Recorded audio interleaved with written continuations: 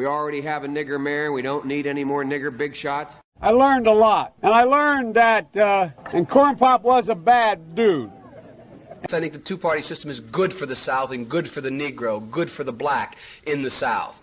Other than the fact that they still call me boy, I think they've changed their mind a little bit. If Haiti just quietly sunk into the Caribbean or rose up 300 feet, it wouldn't matter a whole lot. Is it because blacks are involved in Haiti? It was old media that got him in trouble.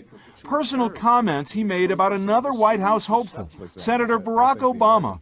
I mean, you got the first sort of mainstream African American who was articulate and bright and clean and a nice-looking guy. I mean, that's a storybook, man. Yeah. He's going to let the big banks once again write their own rules. Unchain Wall Street. They're going to put you all back in chains. We have this notion that somehow if you're poor, you cannot do it. Poor kids are just as bright and just as talented as white kids. It's a long way until November. We got more questions. You got more questions, but I tell you, if you have a problem figuring out whether you're for me or Trump, then you ain't black. It don't have nothing to do with Trump. It has to do with the fact I want something for my community. I would love to see. Take a look at my record, man. I have a record that is second to none. The NAACP has endorsed me every time I've run. I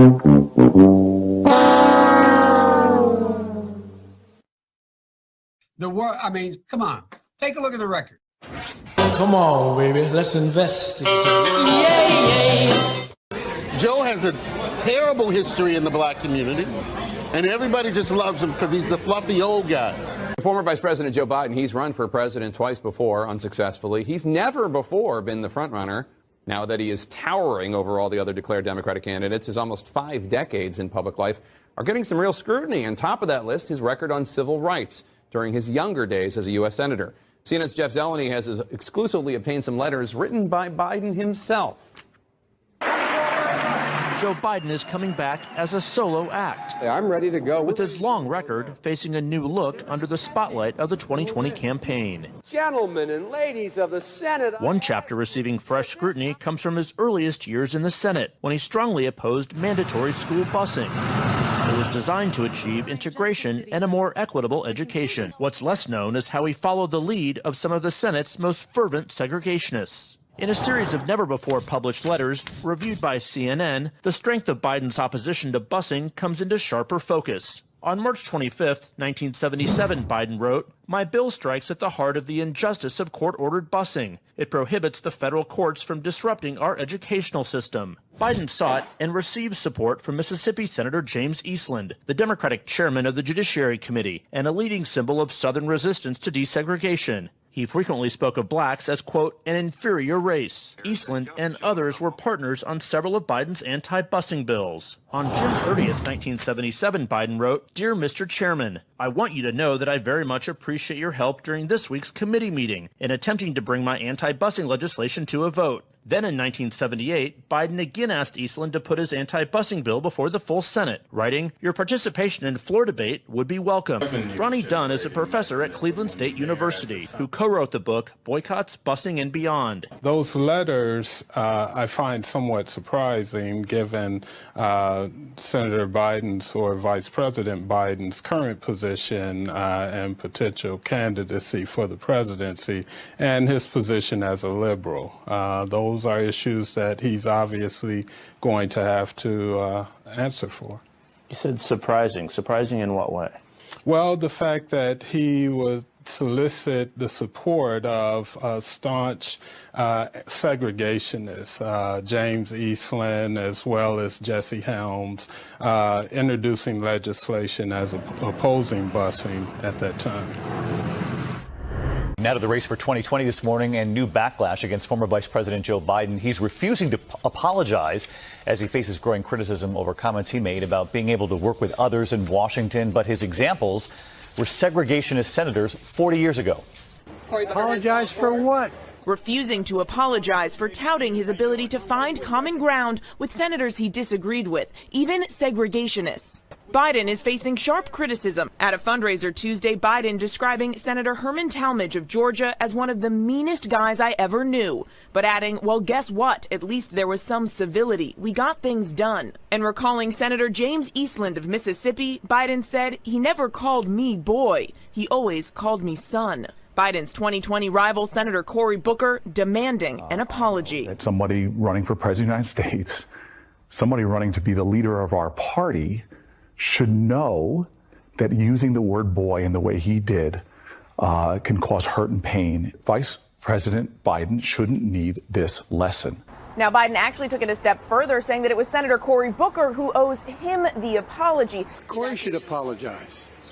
I was actually it was hurtful to hear you talk about the reputations of two United States senators who built their reputations and career on the segregation of race in this country. And it was not only that, but you also worked with them to oppose busing. And, you know, there was a little girl in California who was part of the second class to integrate her public schools. And she was bused to school every day. And that little girl was me.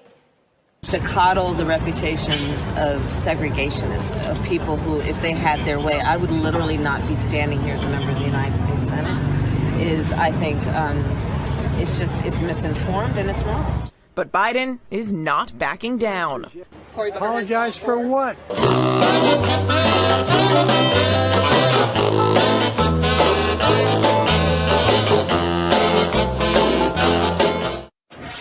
I like the idea they keep in jail longer. I'm the guy that wrote the bill requiring federal judges to keep people in jail 100% of the time for which they're sentenced. It doesn't matter whether or not they're the victims of society. The end result is they're about to knock my mother on the head with a lead pipe, shoot my sister, beat up my wife, take on my sons. So I don't want to ask, what made them do this? They must be taken off the street. Increase the penalties. Increase them. I would put the son of a gun in jail. Put them to death. From the crack epidemic of the 80s to the crime wave of the 90s to the post-9/11 war on terror, throughout his career, Biden has represented the Democratic Party consensus, shifting his views to fit whatever best serves his own political career. Over his 44 years in the Senate and then as vice president, Biden was a leading architect of today's criminal justice system, which contributed to mass incarceration and the police misconduct that protesters are fighting back against today. Biden crime bill, the Biden crime bill. The Biden crime bill. Hell, we've had crime bills coming out our ears. Every major crime bill since 1976, every minor crime bill has had the name of the Democratic senator from the state of Delaware, Joe Biden. You got a gun? You commit a felony? 10 years. We already have it 5 years. Minimum mandatory. Judge can't say, you know, you had it in your pocket, you never intended to use it, we're only going to give you 1 year. Judge has to say 5 years. Well, he wants to make it 10 or 20 or 60. We can work that out. He wanted to remove judicial discretion for those who, quote, don't meet the middle-class criteria of susceptibility to rehabilitation. They are beyond the pale, many of those people. They literally have not been socialized. They are in jail. Away from my mother, your husband, our families. The Biden-Thurman Violent Crime Control Act of 1991 would have increased the maximum sentence for 44 crimes to include the death penalty. A wag in the newspaper recently wrote, Biden has made it a death penalty offense for everything but jaywalking. I'm going to make it for 46 crimes. Biden says make it for 51. We're going to get tough. Then he presented the final version of the legislation. 60 new death penalties, brand new, 60. There are 70 additional enhancements of penalties, i.e., you go to jail longer. After his disastrous 1987 presidential campaign, Biden had staged his political comeback, in part by becoming a media darling on issues of policing and crime, and he led the fight to pass the landmark 1994 crime bill under Bill Clinton. When I wrote the original bill that started this whole process, the so-called Biden crime bill, I didn't call a liberal confab and write it. I didn't call any big society people and write it. I called the cops. A Democratic president wants 100,000 100,000 cops. A Democratic president wants to build 125,000 new prison cells. That's the secret. That somehow the Republicans tried to make the crime bill tougher. I say, poppycock. They didn't make anything tougher. Found out that this midnight basketball isn't getting them together, a bunch of jive folks living in their city to do, try to see if they can be Michael Jordan. When they found out, they were keeping schools open. So gangs come off streets instead of out raping my mother, marauding me, robbing the local store. They're in a gymnasium, and my daughter will be safer, my wife will be safer, my mother will be safer, and I will be safer. And I will be happy. Never again should Washington put politics and party above law and order. Along with several laws passed in the 80s, the 1994 crime bill drove up the local, state, and federal prison populations, and it tarnished the reputations of Biden and Bill Clinton, who signed it into law. Hey, Clinton! You didn't want to take pictures of my people here! We're still in jail for what you did! When Biden ran for president in 2008, he told the New York Times that he knew more people would be locked up across the board. You ashamed of that bill? Not at all. And in fact, I drafted the bill. We had enormous success. The mass incarceration created by Biden's lock-em-up policies ripped apart vulnerable communities and families for a generation, and the federal funding streams and law enforcement infrastructure it created continue to hinder reform efforts. I'll do my job and I will take responsibility. You ashamed of that bill? Not at all. Van, what are your thoughts? It's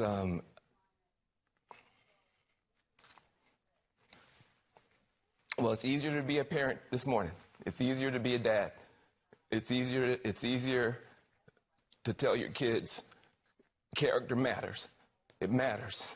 Telling the truth matters. Being a good person matters. And it's easier for a whole lot of people. If you're Muslim in this country, you don't have to worry if the president doesn't want you here.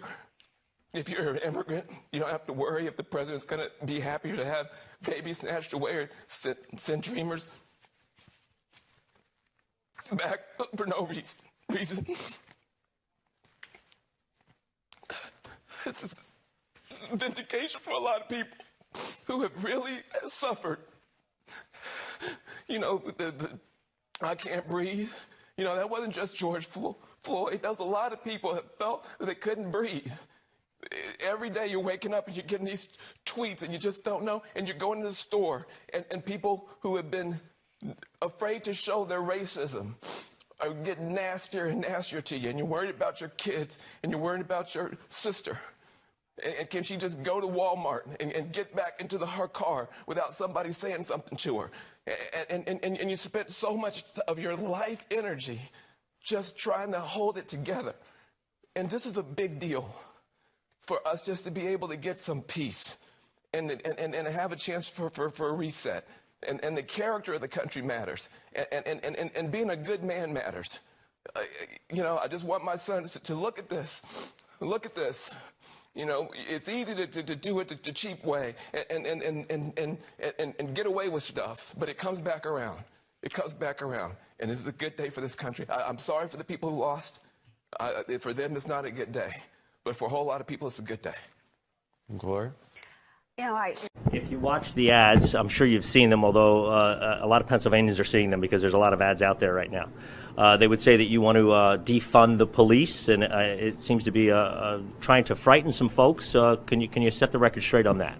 I not only don't want to defund the police, I'm the one calling for $300 million more for local police, for community policing. I also think we should add social workers and psychologists help police on 911 calls. The only person calling to defund the police is Donald Trump. Look at his budget. He calls for cutting police funding for state and local help by $400 million. Once again, he's pathological.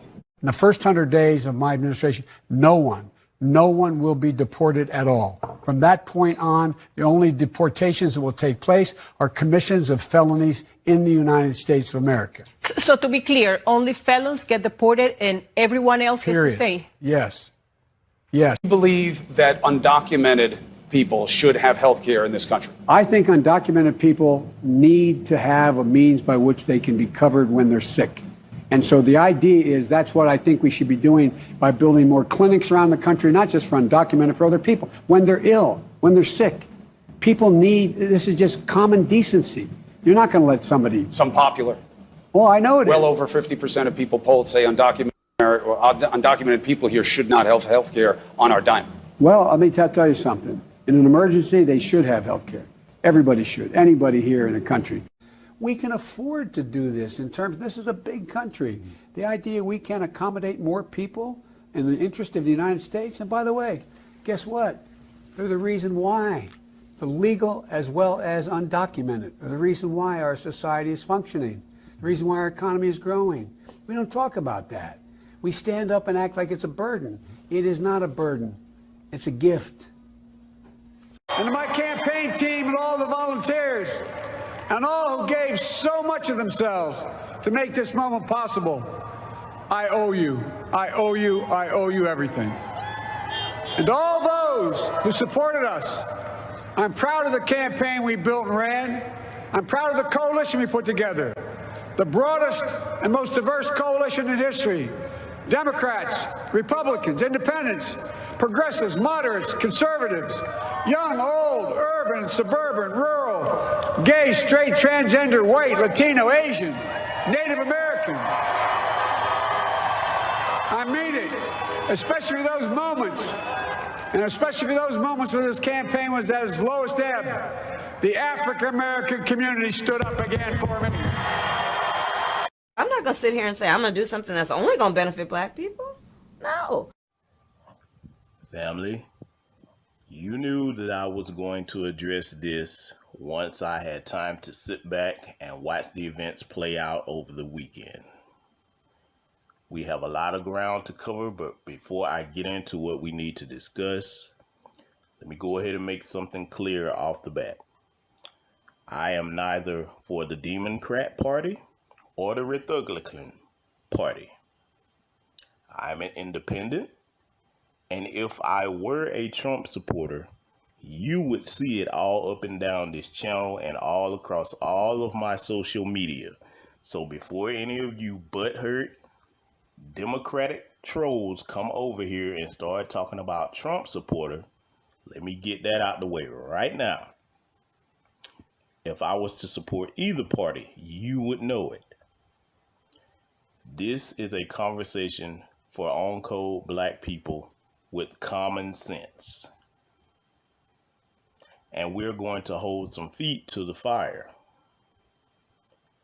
Now, that being said, if you haven't subscribed to this channel, you may want to go ahead and do so. This channel will always be on the heavy shadow ban. Hit the like button as you're coming in. I usually never say that, but hey, when you start saying what I'm about to say, they are going to suppress your channel and your videos. Also, a lot of you may have noticed, many of you have asked me how you could contribute to the channel or what have you. I usually say no, no, no. Well, the option is there if you want to. It's not required. If you want to, Cash App information, PayPal, what have you, will be displayed by the moderators. It is also in the About section of the channel for those who choose to. I also have new content for free up on Patreon. There's a lot of things on there that I can't discuss on the channel, but it will definitely enlighten you. Now that that's out the way, let's deal with grown folks' business. Take a look at this map. Take a look at it. Everything that you just heard from Joe Biden, and we already know what Kamala Harris told us, okay? You had Negroes running out to vote for them with no campaign promises. Every other group has promised something. We're going to cut into all of that in this video essay today. Now, looking at this map, let's go ahead and get into something. I'm going to give you guys some homework to do. I won't include it in this video essay, but it's time for you guys to learn something. I want you all to study Ben Ford's Law. Benford's Law. Benford's Law. Study that. Then go and look at the numbers before they stopped counting and after they started counting again. It's not about liking Donald Trump. It's not about liking Joe Biden. This is about the right damn thing. This was a con job. There is no fucking way. There's no election in history where a presidential candidate is running, numbers would stay the same in an election for 3 fucking days. You mean to tell me that before they stopped counting, both candidates' numbers were going up in incremental rates? Then when they stopped and started again, everything that came in was for Joe Biden? Are you out of your damn mind? You just stop and think about that from an objective point of view and ask yourself, does that make any goddamn sense? Let me tell you something. When this litigation starts by the Republicans, all these black folks at these polling places, if they find anything wrong, guess who's going to get the hammer dropped down on them? That is a federal offense. You will go to prison. Now, I'm not saying that black folks that were liberals or what have you cheated, but we all know if some fucked up shit is going on and white folks are responsible for it, they find the nearest black face to blame before they go after each other. So I want all of y'all to think about that. I voted with that sticker. Oh, we're going to get into a lot about why you're about to look like a damn fool, even if this isn't contested and overturned. There are still 5 legal options that Trump could use to actually overturn this thing, especially if some voter fraud is uncovered. Because let me tell you something right now. As a born and raised Georgia resident, this has long been a red state. From one end of Georgia to the other, with the exception of Atlanta, which is a Democratic city, there are no other Democratic cities in Georgia. There is no campaign stumping in the world to make these white folks change their mind and say, I'm voting Democrat. Even if they hated Trump, I'm going to tell you what they would do. Here in this state, I can speak for this state. They would just stay home and say, fuck it. They really would. They're like, nah, nope, not voting for no damn liberal. Y'all don't understand these white people down here. I do. And black folks weren't rocking with Joe Biden like that down here for the most part outside of Atlanta. Okay, a lot of y'all tend to think Atlanta is, all of Georgia is like Atlanta. It's not. That's coming from me, not these other speculators that don't live in this damn state. I'm telling you what I know, not what I think. Now, that being said, the other thing you got to look at is this.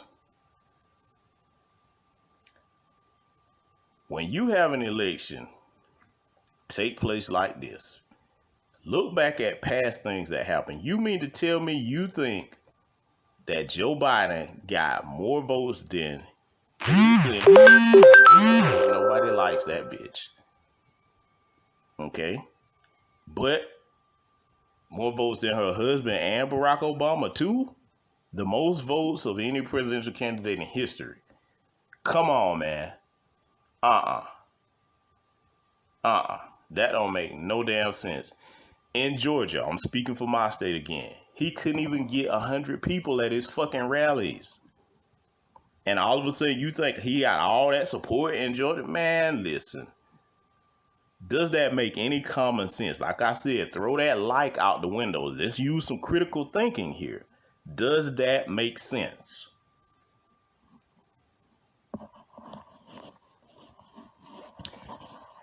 The other thing that I need to touch on here in this video essay, we got to talk about the self-esteem of black people.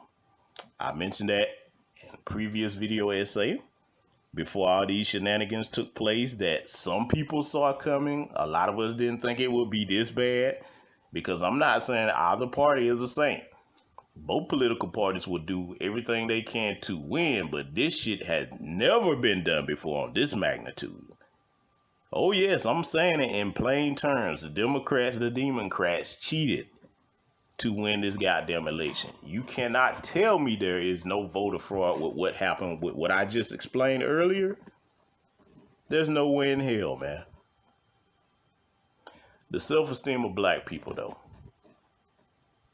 As you heard earlier in this video essay, you heard some of the groups that he got things promised to. Let's go down the list. LGBTQ, which means white people, not you black motherfuckers running around here looking for a white bottom or whichever one you want to call it.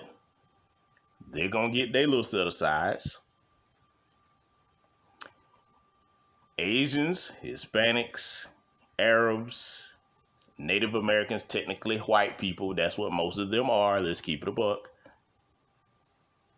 And last but not least, the police. He's not removing qualified immunity, and he's agreed to fund these race soldiers to kill us for the next 4 years to the tune of $300 million. That's just for starters. What campaign promises did black folks get? Nothing. Not a damn thing. And your dumb asses took your stupid ass to them damn polls. For those of you that did, and you voted for this motherfucker. You stop and think about how despicable that is. That makes you the equivalent of a plantation slave in either party. Because I'm gonna make it clear. I'm talking about both parties. Even if you were gonna vote for Donald Trump with no campaign promises whatsoever. Really? See, it's one thing when a political party practices benign neglect towards you. It's another when they practice benign neglect and target you. See, for you slow motherfuckers, let me break this shit down. Between Kamala Harris and Joe Biden, you have 6 decades, 60 years of motherfuckers with proven track records and policies that hurt the black community. Captain Crime Bill, name has been on every crime bill since 1976, and the 94 crime bill was called Biden's Law. You voted for that shit. They are going to actively target black society, particularly black youth. Oh yes, I'm saying that you motherfuckers sold them out. Just like I posted on my community tab with that tweet. You sold out black youth, you old cowardly bastards. Because that's who's going to be targeted. You lived through the goddamn crime bill. You know what that did to our community. That 100-to-1 sentencing. Incentivizing the states to change their laws so they could lock black people up. And the reason why we say black people, let's keep it a buck, man. If you're going to lock a lot of black people up, it's 2 drugs in the community you got to target. You got to target people that was on crack back then and marijuana.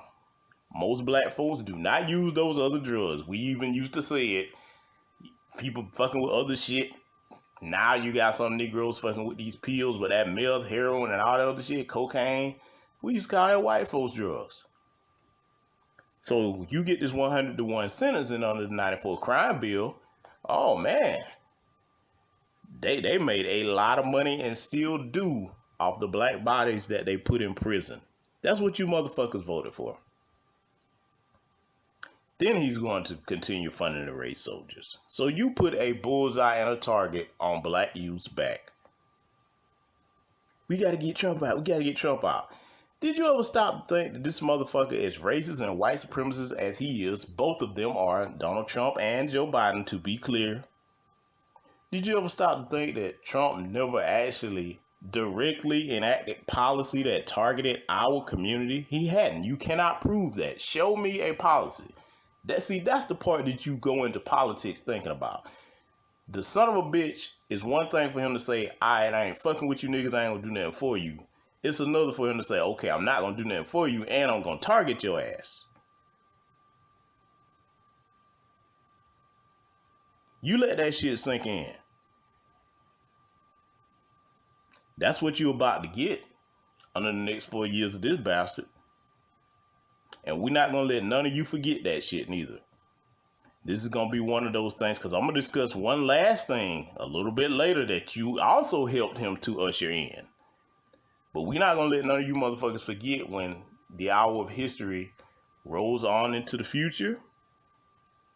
And everybody was talking about the movement that was going on. It's strategic to withhold your vote until you are promised something for it. Otherwise, neither party gets your damn vote. We gonna hold your feet to the fire, and you're not gonna be able to lie and say you was down with the movement when you sold everybody out. None of you can talk about anybody in the 60s or the baby boomer generation anymore for selling out, because you motherfuckers did the same thing. I'm gonna say that again. You motherfuckers did the same shit that the baby boomers did. You sold the younger generation out. That's what you did. You didn't even stop to think that if you were going to cast a vote, even if you were going to bluff, you should have said, okay, listen, Democrats, you want our vote? You either give us what we have on this agenda for black people, the two main things. We want economic empowerment, reparations, or some other form for a start, and then say, okay, we're going to get reparations, but we're going to get these economic stimulus packages specifically for black folks, not black and brown, minority, people of color, all the other bullshit. And you're going to punish these damn race soldiers.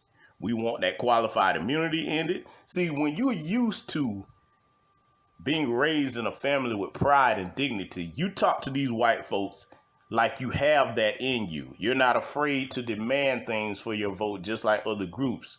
You broken-minded motherfuckers are scared to talk to white people from a position of authority and dignity. You could have told them that you're going to either do this or we're going to vote Republican. Now, that's not to say that you would have done it. It could have been a bluff. If everybody would have held the line like that and they know that you're serious, don't you know they would have caved? But see, niggas are too fucking weak to be uncomfortable for a little bit until you make progress. And I'm gonna give the generation in the 60s credit on one thing that none of y'all can take away from them. During the bus boycotts with Martin Luther King and everybody back then, they had the fortitude and the discipline to hold off on that boycott for a year until they got some shit done. You don't get shit done overnight. You have to hold people's feet to the fire and be prepared to be uncomfortable for a little while until you get something accomplished.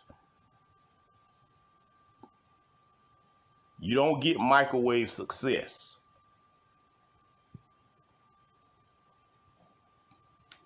I want all of you motherfuckers with your little I voted stickers to remember that shit.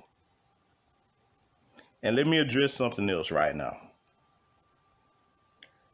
First and foremost, let me make it clear, I am supremely proud of the on-code sisters that stand with on-code black men, because let's be clear, in order for our society to do better, black men have to be empowered economically, because we are the builders, the chief protectors and providers of our communities. All that don't protect black women shit. I'll tell you what, for any motherfucker that's saying that shit, what other man do you think is going to protect you? It ain't the Asian. It's not the Arab. It's not the goddamn Hispanics. It damn sure ain't white men. A lot of y'all might seem to think that shit in your fucking head. There is no other group of man on the planet that is your natural protector other than a black man. And I'm not talking about you dusty niggas, so don't start goddamn celebrating. You fucking flunkies, if you put your hands on a sister for no goddamn reason, and when I say no reason, I'm talking about something like life or death, trying to hurt your child or something like that, you ain't shit. I'm not talking about you, so don't pat yourself on the back. I'm talking about decent stand-up brothers that work hard and love their families, love sisters, and will do anything for their children. That's who I'm talking about. So no, I'm not talking about all black men. I'm talking about the good brothers out here. You sisters got to understand something, man. The men of any group are the ones responsible for how the society will progress and move forward in today's world, okay?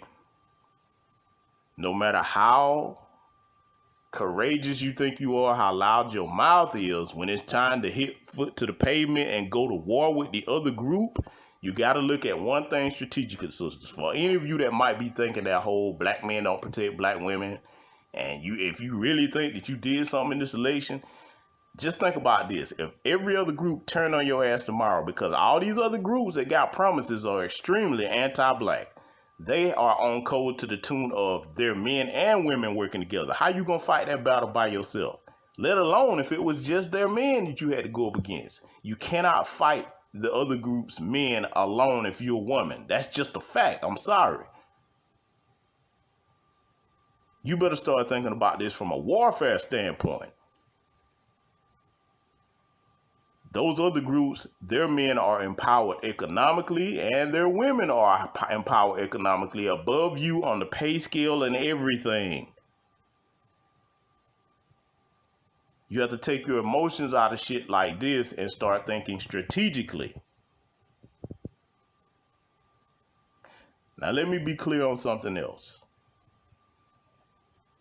To the brothers out here, you on code brothers, I know that a lot of you are disappointed in the way things went. I know a lot of you are looking at, both the black men and black women that went and supported Biden. Took the air out your sails and hit you in the chest. Let me give you something to be proud of and some encouragement. First things first. Be proud of yourself that you didn't break and go along with them under all the pressure that you probably faced from your family members to go and cast your vote.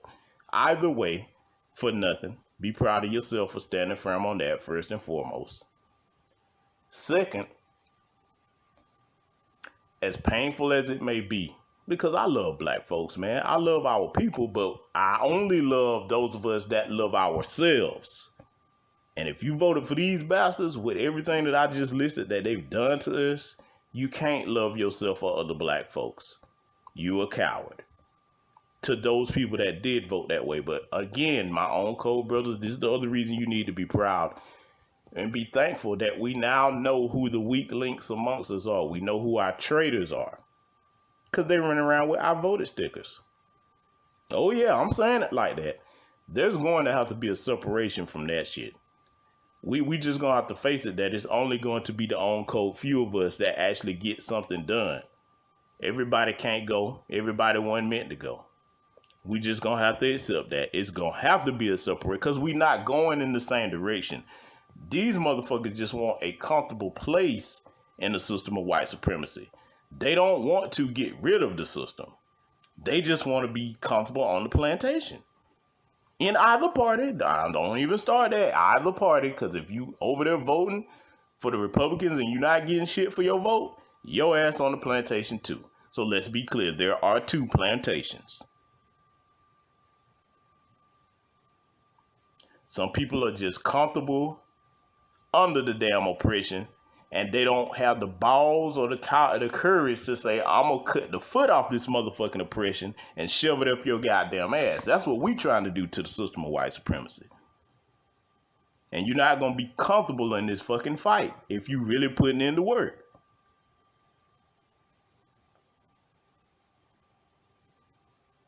See, I want to give you something else to think about before I move on to the next segments of this video essay and the things I got to break down. You think about where we are today as black people. Think about your particular family. Go back to the time where the first members of your family had nothing at all coming out of slavery. They get off the plantations after slavery ended. Got to go out into the world and get something for yourself. White people ain't doing shit for you. Didn't have none of these laws and shit we got now. the few we got to barely help us. The black men and black women back then had to say, okay, I ain't on these plantations no more. I got to have a place to live. Got to be able to do something to make a living. Got to figure this thing out. If they had just gave up, because I'm not going to lie, if you look back in history, some slaves did choose to stay on the damn plantation with master because of that fucking fear of having to go out into the world and the unknown and actually put in some work. They were so broken to the point that they were like, fuck it, I'll just stay here. I don't want no freedom if I got to go out here and do for myself. The members of your family that didn't think like that, though, they had to go build something on their own. They had to figure that shit out. Now, you think if all of them had chosen to say, fuck it, you know, y'all was telling us we free, but you can't make us leave these plantations. We gonna stay there. You wouldn't have no land in your family. You wouldn't have shit if they thought like that. See, it's black people with integrity in history are the ones that make the progress. And voting, when you don't have anything promised to you, and you're not getting your agenda met, that's not making progress. So I'm going to show y'all something in a minute that's going to make you feel real stupid if you was in the we got to get Trump out crowd. You motherfuckers possibly put a bastard in office with his vice presidential running mate. Under Barack Obama, we got slaughtered for 8 years. Now, we see these race soldier killings under Trump, but you go back and add up the 8 years of race soldier killings under Barack Obama. It skyrocketed during that administration. Did you hear Joe Biden come out talking about prosecuting anybody? Did you hear Eric Holder talk about prosecuting anybody? Did you hear Barack Obama talk about prosecuting anybody? Did you hear anybody in the Democratic Party talk about prosecuting anybody killing unarmed black people unjustly? Who? Name the person. So we're going to put some common sense back in your face if you're over here today. Name the goddamn person. And you put this son of a bitch in office with this asshole that sit here and wouldn't prosecute people like, you know, the killers of Oscar Grant. You could go on and on, a whole list of people wouldn't let black people out of prison because you're talking about the work shortage and all of that would happen if we did let them out. Even when these black people were found innocent by the Innocence Project over there in California, when she was at the helm of that, at the top cap, like she like to say. And you simple-minded motherfuckers think you got something in common with a damn Kamala Harris? That's done told you to your face she not gonna do nothing specifically for black people. No. Oh, but you've seen that she's promised to do things for her people to the tune of 500,000 new Indian immigrants that's coming over here. That's something that specifically benefits her people, isn't it? Oh, shit. I went there. Every other group is getting specific benefits. But see, y'all want to sit up here and vote for motherfuckers that want to treat black people like the backroom whore, like some damn dirty little secret. Ashamed to say the word black unless you mixing it in with something else. But they don't do that with other groups. See, you motherfuckers don't have no goddamn pride. I don't know who raised you motherfuckers. But in my family, I wouldn't talk to accept that disrespect. The soul of what you were as a black person has died if you've done that shit. You took your ass out there to vote for these motherfuckers that won't even say your damn name in public. How the hell you gonna choose a leader that's afraid to say your damn name in public? To express the name of the group that you are in public, unless they mixing it in with other groups and trying to call you minorities and people of color and all this other bullshit. Then you look at Kamala Harris and you think you got some camaraderie with this bitch? See, I'm going to tell y'all something right now. If that didn't teach you nothing about how she was locking up black single mothers over there in California with that truancy law and shit, because that's mostly who that targeted. black families. If you listen to how this bitch talk, even if you want to throw all that out the window, listen to how this bitch talk. Look at all the shit she did campaigning up to the election, all that fake phony shit. Most of y'all get to talking about how y'all don't like fake phony people. That's the most phony fake bitch you will ever see. Running around throwing on Converse and lying about listening to Tupac when his album wasn't even out and all this other shit. All that old phony, false, fake shit. That's a white woman with a tan. And a white man. And you goddamn right I said that shit. Because see, before I move on, I'm going to point something else out. You know why you never seen a foundational black American and the vice presidential office and not even a president? Because Barack Obama was of immigrant descent. He was not one of us. See, they're not going to put one of us in that office because they know that even the biggest buck-dancing coon on either side, Republican or Democrat, that memory of who we are is still in our blood. And the other half of that is white society is like, no, we must make sure this class of Negro knows you will never hold that office. See, they keep score of every fucking thing. And the only ones that they choose to accept, I'm going to have to show y'all that movie Trick Baby. For those of you that never seen it in 1972, I'm going to definitely have to put that on the channel. We're going to have to let y'all see some things in that. But I'm going to break it down in short form. They choose to elevate these little biracial and immigrant motherfuckers because they have no connection to the history of slavery of foundational black Americans. They don't have those memories in their blood. Even a coon has it in there. They just choose to deny it like a coward for white acceptance. But they always fear if that coon ever wake up and do something for their people. See, no, they can't risk that. So they go and get these little black-ish motherfuckers, these little biracials that are disloyal to black society and have extreme contempt for us. And the bonus for them is, okay, yeah, you've been programmed to the point you got a white spouse. You goddamn right I'm saying it. If you got a white spouse, whether you're a black man or a black woman, a bed buck or a bed wench, I'm calling you what you are, your mind is somewhat compromised because usually in those relationships, I'm going to tell the truth, fuck it, we grown folks over here. If you in them relationships, more often than not, the person in them, the black man or the black woman, leans their thinking towards white society. Black on black crime. The police shot that dude. Well, what did he do? He deserved it. He had a record. You would justify every fucked up thing that white supremacy tells you to justify because you're trying to assimilate into it. You hate your blackness.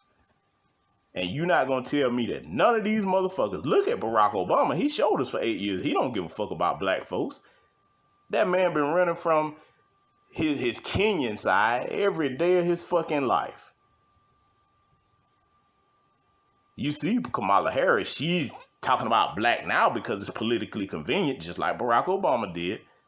You look at all the rest of these Negroes that they've had up there. They usually either not foundational black American, or they are of immigrant descent and they have a white spouse. They know that those are the perfect motherfuckers to put in there because usually they don't give a fuck about black society. And then when you look at Negroes like Daniel Cameron, all you got to do is give him a white woman. You see what that do to him. So I'm saying that to say this. We're going to have to get strict about that. All our skin folk ain't kinfolk. And we're going to have to stop that accepting everybody in. Fuck that what you look like on your skin tone. What's in your mind? What are your ideologies? What do you think? Are you black upstairs too? Not just to the outside of the eye. Are you black upstairs? Do you care something about the condition of your people? That's what I need to see before I consider you my brother or my sister.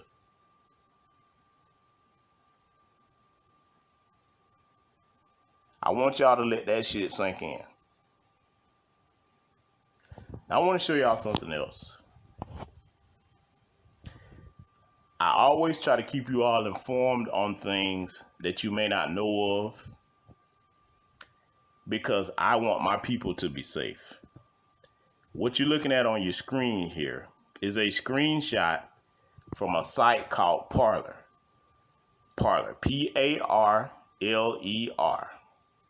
It is a white supremacist, white right-wing extremist site And these are some tweets on it from the bottom here and the top. The top is a chairman of the Proud Boys, okay? You remember the statement that the Mango Mussolini made, okay? You all remember that. Stand back, stand by. Stand by no more, roll out, Roger, okay? That's what this chairman is saying. We're rolling out, standby orders rescinded. That's another member of the Proud Boys group here. You see, you have to keep track of your enemy and always understand their communication methods, where they go. I'm going to give y'all a couple of main sites that these white supremacists congregate on, besides Parler. That's the new hot thing now. It was Gab. You've seen them on Reddit, okay? You see them on Twitter, Facebook, you know, things of that nature. But see, one thing about them, they're always refining their strategy. And under the tweet that I posted on this, a lot of you seen it on Twitter, how you know you got the motherfuckers? White supremacists always rely on deception because warfare is deception. So when they start telling you, no, it's not, you know you got their motherfucking ass. I know what I saw with my own two eyes. Now, I've seen other shit I've been monitoring of their ass here. I keep up with these motherfuckers because they always watching us. Black folks, whether you voted or not, you better be aware of this because, see, the right wing of this, they're going to be targeting you because, as you know, they group all black folks as one big nigga. Even though we not, they group us that way. So everything black is Black Lives Matter. These motherfuckers are going to be planning all kinds of terrorist attacks and looking for soft targets. Keep your head on a swivel. 2A, B1. Practice your Second Amendment rights. Look out for one another and understand that this is the reality that you're in right now. They're waiting for this litigation that's coming from the Republican side, but make no mistake, they are going to be targeting soft targets. There have been several videos made by these little punk-ass white supremacists. Be prepared to do whatever you need to do to defend yourself and your family. Okay? Again, this site is called Parler, P-A-R-L-E-R. All kinds of right-wing nut jobs on there. When you see people like Dinesh D'Souza, punk criminal ass over there, you already know his little anti-black ass. It's not just white supremacists, it's their wannabe tan-skinned collaborators too in these other anti-black groups. They all over there plotting all kinds of shit. So I'm going to put a link in the description to that goddamn site so you all can get familiar with that and understand where the enemy is congregating and what they're talking about.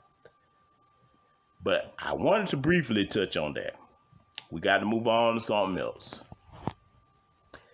Take a good look at this picture right here, okay? Everybody's seen this picture by now. Look at the look on their faces. That's why I chose it as a thumbnail. Joe Biden was a student under Robert Byrd, the former Klansman. Okay? Joe Biden did shit. You can look back at this on record. Joe Biden did shit that Strom Thurmond was like, oh, hell no. Do you know Strom Thurmond actually voted against the goddamn crime bill? And that was the most hardcore stomp down white supremacist you ever want to meet. Now, you think about that. Strom Thurmond, old rotten ass, may he rest in peace, he actually said, damn, the crime bill is just too goddamn much, Joe. You gonna do that to them niggas? I mean, I hate them niggas, but damn. Now you let that sink in. That's the truth. You can look that up. That's on record. You can look that up to this day. Go and look up the 94 crime bill, look who voted for it, and you'll see Strom Thurmond sitting with a nay beside his name. And this bitch that's sitting up here grinning at him, you saw earlier in this presentation how she was talking about Me Too and coming at him about these allegations with him and them women and shit. And then all of a sudden you flipped over to support him because he said, okay, you can be my vice president. See, I'm going to show y'all something about that bitch and why you don't do that shit. If you had integrity and you was really for fighting for black people, We got to have black people, real black people, not this fake, phony motherfucker right here. American Asian, Indian Asian, whatever fuck she calling herself this second.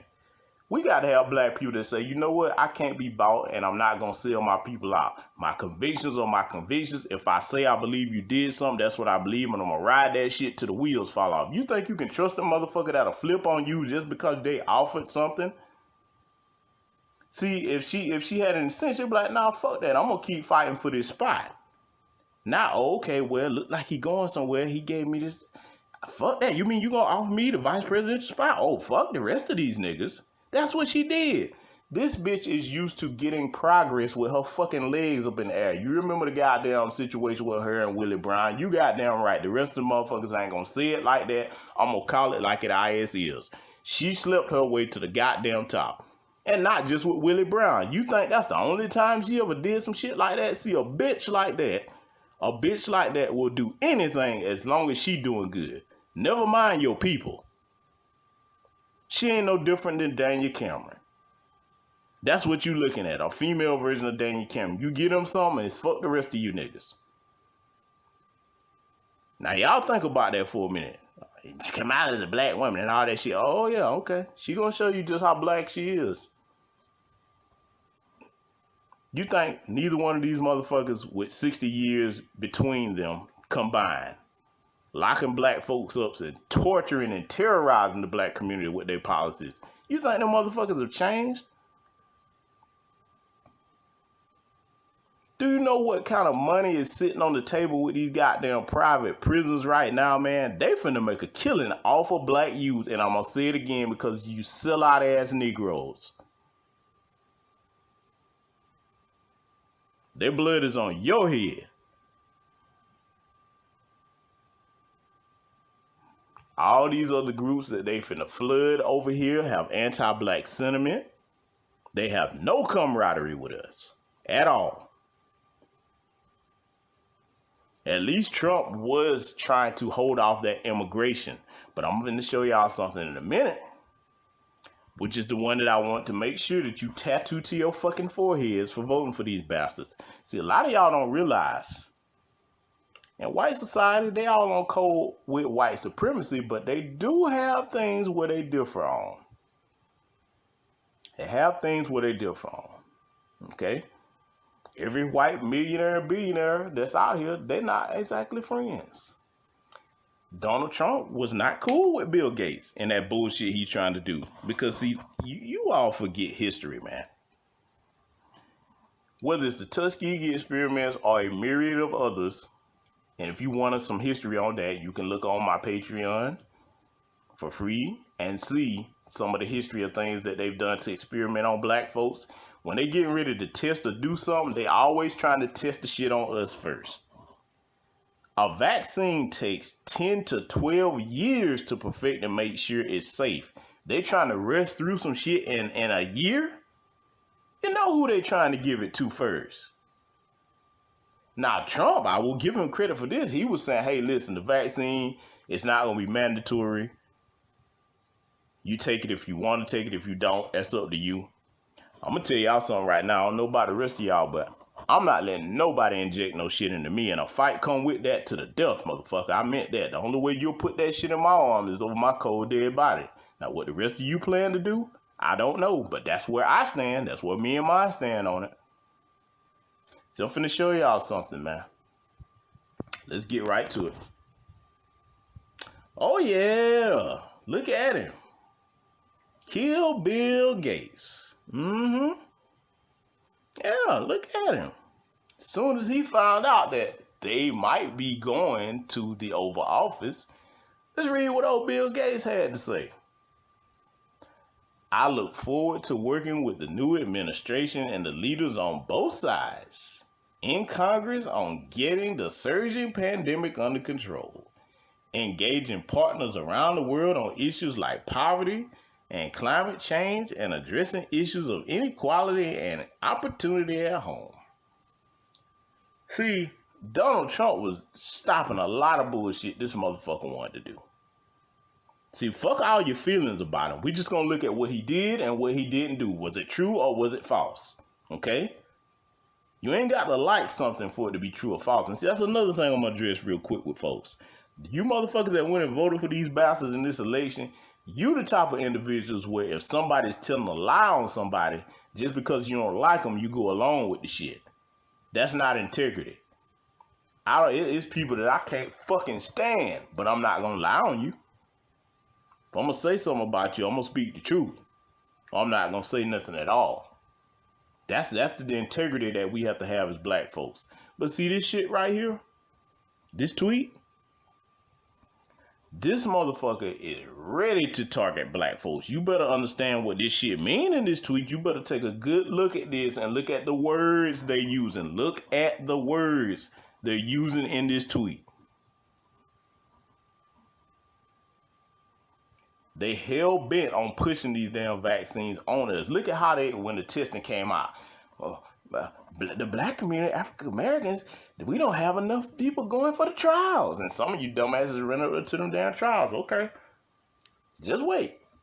It's already reports of the shit affecting people adversely in the UK and every other place that's going along with these damn trials for these vaccines. If you stupid enough, you know what? I'm going to say it like this. I'm just going to go ahead and say it.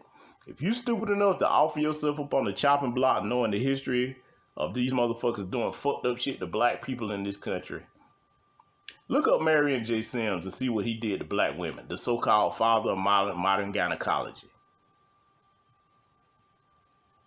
Look up any other fucked up thing that they've done to black folks. If you stupid enough to run your ass over and let these bastards experiment on you, you deserve everything you got coming. Maybe some of y'all need to be out the way. I'm just gonna say it like that. Maybe that's what some of y'all want. Some of y'all are so fucking afraid to challenge this system and stand on anything that maybe some of y'all are trying to go ahead and get the fuck up out of here. I don't know. I don't think that way. I'll fight until I can't fight no more. Some of y'all probably just want it to be over. So hell, fuck it. If that's what you want, hey, get on up out the way. But you sheeple are not gonna take the rest of us with you with your stupidity. Dr. Fauci? That's Bill Gates' do boy. Oh, Joe Biden already got so-called talking about putting together a COVID task force. What you think that task force gonna be doing, Y'all ever stop to think about that, you outvoted Negroes? See, you were just worrying about, we gotta get Trump out, See, let me tell you something, man. Let me tell you something that I will give white supremacists credit for. Have y'all ever stopped to think why they use the method of rule and control? And I'm talking about the white supremacists as a whole in the West. You ever stop why they use the method to think about why they use the method of control they do on the continent as far as putting the puppet leaders in there instead of just going in there militarily and taking shit from them or just bombing the damn continent and then going over there? They know that if they nuke Africa, they're not going to be able to get access to all them damn resources that they want. See, they hate the shit out of black and African folks. Oh, yes, you African, continental African motherfuckers is over here cooning. Shout out to my own cold continental Africans. They hate the shit out of y'all. The only reason they don't nuke the place is because they would deny them access to getting the resources. Look at what happened in 1983 in Chernobyl when that nuclear power plant exploded. That land is still radioactive poison to this day. So they are smart enough to know that, okay, we hate these motherfuckers and we would just blow their ass up if we could, but shit, we won't be able to get these damn resources. So the next best thing is put some puppet leaders in place, get them in our back pocket, and have them do the dirty work for us. And we slowly work our way in there. Get you hooked on debt diplomacy and feeding your ass fucked up GMO shit, pushing vaccines on y'all. I have stories on this channel. And shout out to my Ugandan sister, Rae Kembabazi. I'll pass some information on to her about the DTP program. Back to business, I will put a link to both of our coverages of that story in the description box of this video, in case you hadn't checked it out. They try to push shit on them to kill them slowly and make them sterile and infertile. See, they're smart enough to suppress that damn hate so that they can try to get what they want. Okay? That's how they operate. That's how they operate. But see, a lot of y'all can't think past that. All you thinking was, we got to get Trump out, got to get Trump out. If you had sense, you would be like, okay, we want Trump out, but what are the pros and cons of that? Is it the right thing to do? Is it the smart thing to do for black society right now? I'm going to say this again in case you're still not connecting the dots. It's one thing to have politicians in office that say, fuck you, I'm not going to do nothing for you. And it's another to have the ones in office that saying, not only am I not going to help you niggas, I'm going to actively target your ass. See, let me tie it on together even further for you. Look at what the Democratic agenda is. You want to flood over all these goddamn illegal aliens, make them citizens, knowing they have anti-black sentiments. You can't tell me none of them other groups have love for black folks, and I hate to say it, even some of these damn continental African coons that's coming over here. The coons, not the on-code ones, the coons. Let me make it clear, the coons. I'm not talking about all Africans. I'm talking about that coon class. You ever thought about why they doing all that? Plus this goddamn COVID vaccine they finna be shoving. See, I can say COVID vaccine. I ain't worrying about the channel being demonetized. I don't care about that bullshit. If you wanted to get rid of an enemy, we're going to talk military science for a minute. See, a lot of y'all don't understand what evil really is. I'm going to have to break that down in a future video essay, but we're going to get into a small summary of it. If I'm evil as hell and I want to destroy a group of people, and I'm not, well, actually, they are waging an outright war on us with these race soldiers killing us. I'm going to press you from that end. And then I'm going to say, okay, I'm not killing you fast enough that way. How else can I kill you and get rid of you? I already got you at the socioeconomic bottom. Okay, cool. I'm going to keep you there. Meaning why he didn't promise anything to black folks, Joe Biden and Harris. Because they got to keep you at that socioeconomic bottom, because if you're economically empowered, you can fight back. Keep niggas at the socioeconomic bottom. Put every other group on top of them. The groups that coming in that we are going to give this citizenship to, they think like us, white supremacists. That is part of their final fucking solution for the black problem. See, that's what foundational black Americans are. We are a problem. We supposed to have been wiped out a long time ago. That's their final solution. They want all of us gone. Even you coon Negroes. See, that's the running joke on both of your motherfucking asses. You coon Negroes, whether you the Roland Martin type or the Brandon Tatum type, they want your black ass gone too. And you think, just like the Jewish people during the Holocaust, you think that, okay, if I sell out my people and help them put some of them in the oven, I ain't going in the oven. Guess what? You going too. They done with everything. You think they gonna spare your black ass? And if you think I'm exaggerating or reaching about that, I'll tell you what you're gonna look at. Don't look at what I'm telling you. You look at our history. Do you think that Jim Crow and everything was as brutal as it was on up to the day with the way they killing us with these race soldiers and letting them get off? You think it's as brutal towards us as it is for nothing? You don't think that they have a final solution that they working on to deal with us? And you motherfuckers go and vote these bastards in office? You really don't think that? They don't do anything by accident. Whether it's miseducating our children, mass incarceration with these fucked up laws that only target mostly us. Look at the justice system. It's right in front of your fucking face. You can have a black person and a white person commit the same goddamn crime. They send a goddamn white person home with probation and community service. They lock your black ass up. You could be a first offender. You look at how the difference between the way they treat black children and white children in the justice system. You could have a black child go and do something and take the wrong path and don't even have no criminal record. Don't hurt or kill nobody. Break the law. Okay? They don't cut black children a break.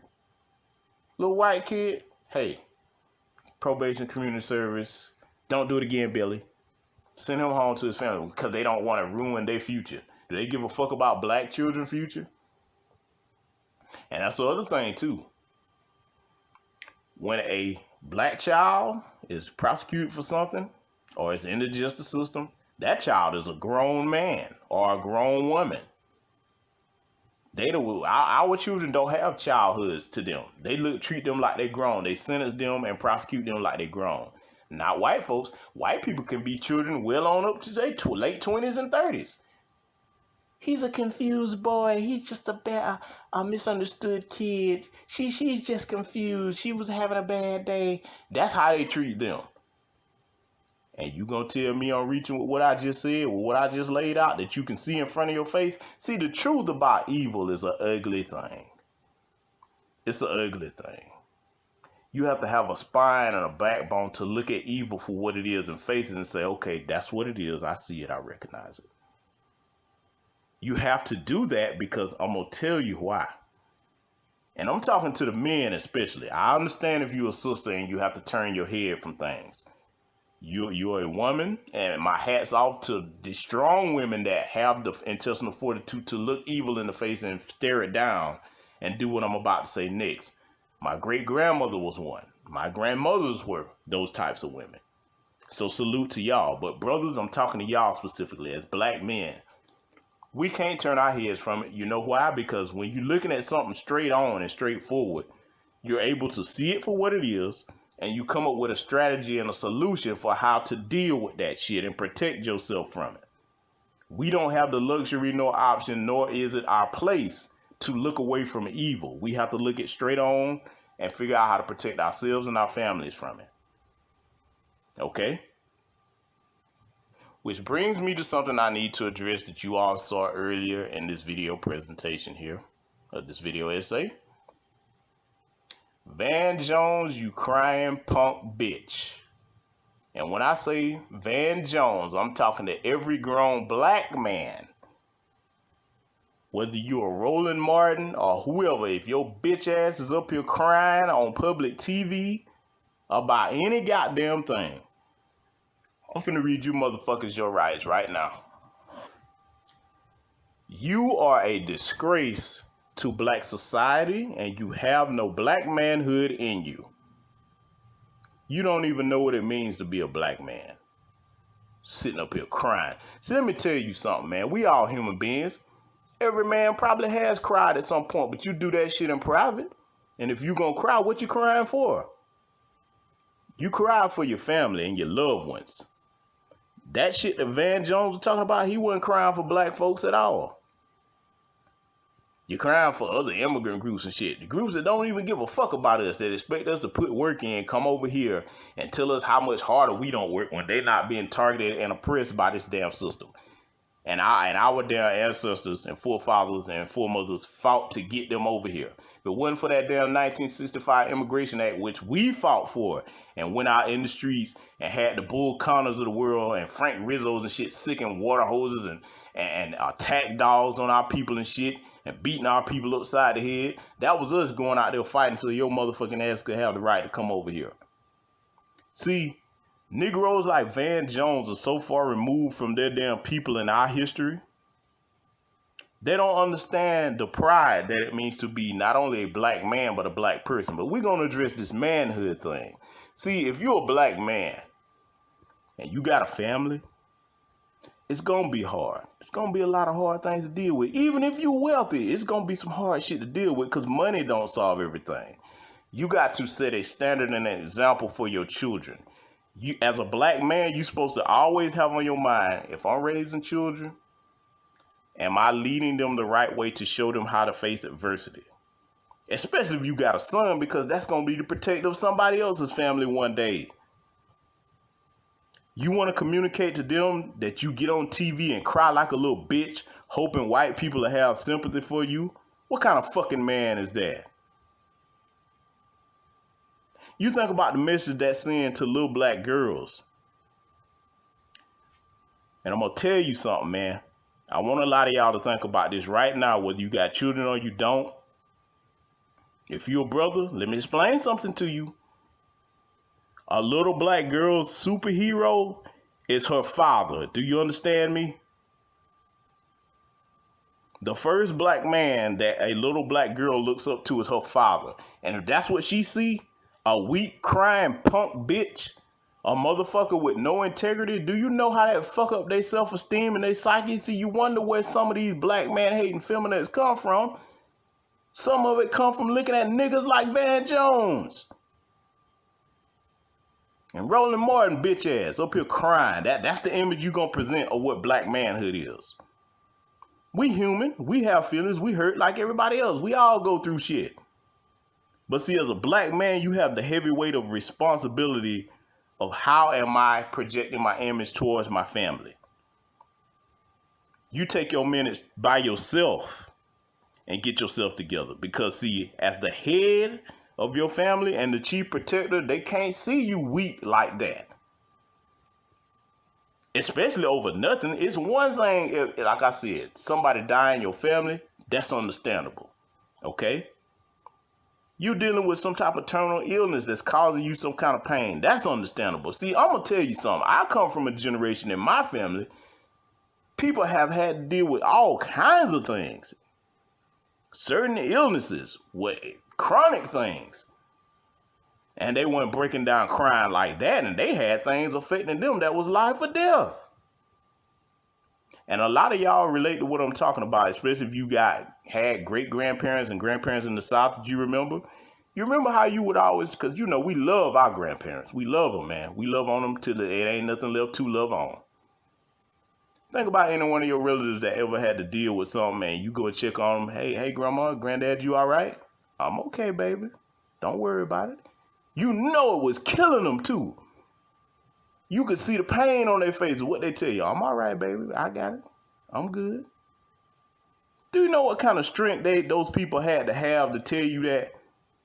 See, this is something that a lot of y'all that's down south don't really relate to what I'm just saying.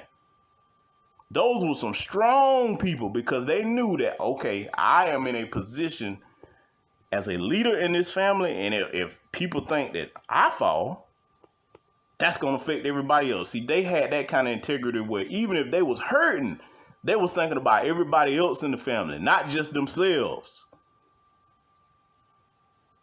And you show me some shit like Van Jones crying on TV. I have no respect for no nigger like that. I don't want to be nowhere around a motherfucker like that. You on TV crying. Who the fuck you crying to? That's the message you want to communicate to the warrior class coming up in black society with all the shit that we finna have to face? We can't have no weak men going forward. Every other group, their men is about to be empowered like never before. And that's the best we got is a fucking Van Jones? Oh no. And I'm talking to them athletes too, all over on TV crying and shit. See, let me tell you something, man. Maybe I need to spill it out. Let me educate you on what black men do. And I'm talking about black men before slavery ended on up to today. As I mentioned, the people that's in your family that's responsible for you having land and everything else, those were people that said, okay, you hit me hard, life. That shit hurt. Hurt bad. But I bet you one goddamn thing. If you didn't kill me, I'm about to hit your ass back twice as hard. I'm going to go find something to hit you back with, life, until I break your motherfucking ass down and I remove the obstacle that you presenting in front of me out of my way. That's what black men think like. That's what black women think like. That know the obstacles that we have to face, we going to have to solve them damn problems. And you can't do it by being weak. I want y'all to let that shit sink in for a minute, man. When I drop a video essay on this channel, I do it for a purpose and a reason. I want to talk to my people and communicate to you the pride that you should have as a black person, what it means to be black, the things that we have to deal with and the things that we have to go through is going to require strength and intelligence. And we're going to have to do better than this shit right here. You have to understand that your vote has value. As a person, a black person, you have value. You're supposed to. If you don't value yourself, nobody else is going to value you or respect you. You look at all these other groups here, these Arabs that come and set up these damn gas stations in our community because they know white community is not fucking with them. These Asians that come and set up their little restaurants and they do little nail shops over here. You know why they try to treat black folks shitty? Because they say, okay, you niggas ain't gonna group together and build nothing for yourself. You gonna keep coming back and giving me your money when I disrespect you? Why should I respect you? Let me ask you something.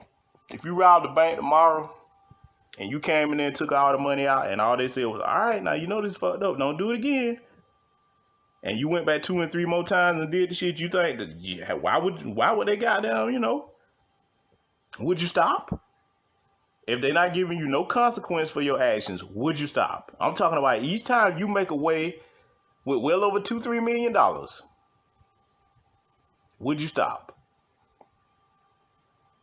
That's exactly the way them other groups see us when we don't present a consequence to them for disrespecting us.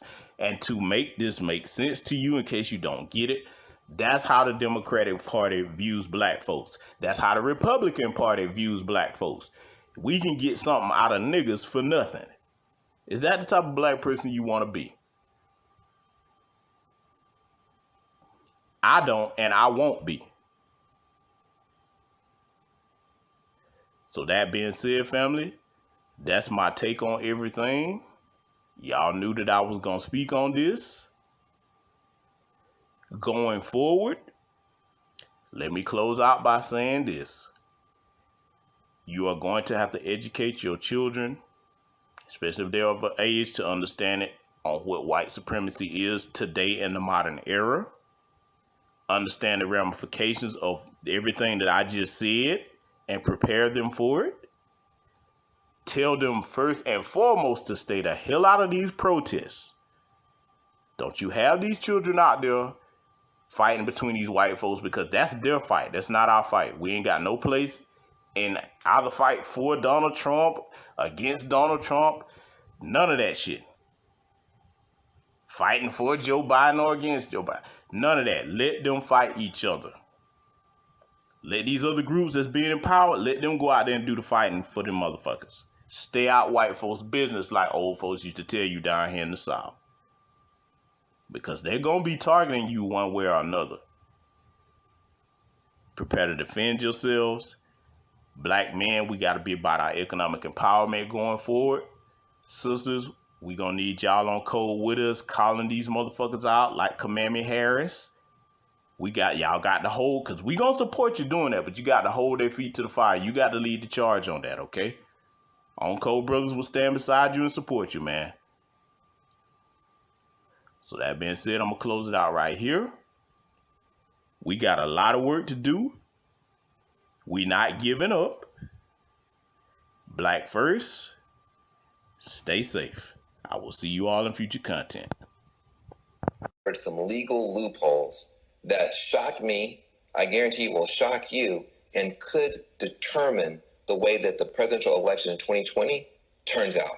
For instance, did you know that under our Constitution, a presidential candidate could actually lose the popular vote, fail to get a majority in the Electoral College, refuse to concede, manipulate hidden mechanisms in our government, and still get sworn in as the President of the United States of America? That's a true fact. I know it sounds like some crazy House of Cards episode, and I wish it was, because then we could just change the channel. But I just described to you a real world, real life possibility that could occur this year, the year I'm talking, in 2020, or in some other year if we don't fix some of these glitches in our system, the rubber stamp. But we sometimes forget, candidates do not have to concede. There's nothing that makes them concede.